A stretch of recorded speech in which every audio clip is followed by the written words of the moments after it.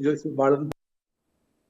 तो आपने सुना अलंकार अग्निहोत्री को। अब आगे बढ़ते हैं। आजाद समाज पार्टी से सांसद चंद्रशेखर आजाद ने यूजीसी गाइडलाइंस का समर्थन किया है। इंडिया न्यूज से खास बातचीत पर उन्होंने कहा कि इसे समझने की जरूरत है। यह सिर्फ एसटी एससी के लिए नहीं है, बल्कि ये ओबीसी, दिव्यांग, ईबीसी सबके लिए है। ये सवर्णों के खिलाफ नहीं है। सुनिए।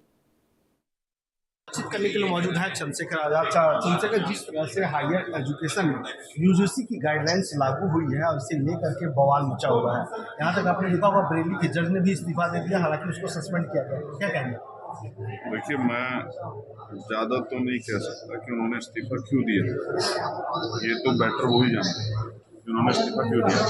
लेकिन कोई भी गाइडलाइन बनाने के पीछे वो एक दिन में तो नहीं बनती, कमेटियाँ बनती हैं, रिपोर्टिंग होती है। क्यों आवश्यकता है? महिलाओं के खिलाफ क्राइम बढ़े हैं तो महिलाओं के पक्ष में नए कानून बने, कानून सख्त। जब अपराध बढ़ रहे हैं यूनिवर्सिटियों में, कमजोर वर्गों के बच्चों पे अत्याचार बढ़ रहे हैं, कास्ट बेस्ड डिस्क्रिमिनेशन बढ़ रहा है, जेंडर बेस्ड डिस्क्रिमिनेशन बढ़ रहा है, पहली बात तो ना इस पूरी गाइडलाइन को समझने की जरूरत है। सबसे बड़ा झूठ तो ये है कि एससी एसटी के बच्चे आपके खिलाफ एप्लीकेशन कर देंगे तो आप पे कार्रवाई होगी। सिर्फ एससी एसटी के लिए नहीं, ओबीसी के लिए। फिर पता नहीं किसने भड़का दिए, किसने समझा दिया, किस कोई अपने कोई से एजेंडे का से बदलना चाहता, लोगों का जाना डालना चाहता। वरना सच ही है, महिलाएं भी, दिव्यांगजन भी,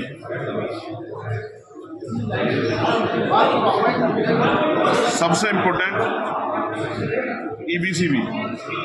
अब ईबीसी में किनके बच्चे, कौन से जातियों को ईबीसी का लाभ मिल रहा है, इसको भी उनके नेताओं को बताना चाहिए। ईबीसी में तो सामान्य जाति के बच्चे हैं, तो फिर ये कुछ की एप्लीकेशन में किसके खिलाफ कार्रवाई हो जाएगी? उनके नेता उनको धोखे में रख रहे हैं, उनके नेता अपने निजी फायदे के लिए सरकार पे दबाव बनाने का काम करें। कुछ पहली बात तो गाइडलाइन में कुछ ऐसा नहीं है, मुकदमे दर्ज होते हैं, पुलिस मुकदमे दर्ज है, कितने मामले जो हैं कोर्ट से बरी हो जाते हैं, तो कितने पुलिस के खिलाफ कर्मचारियों के खिलाफ कार्रवाई हुई?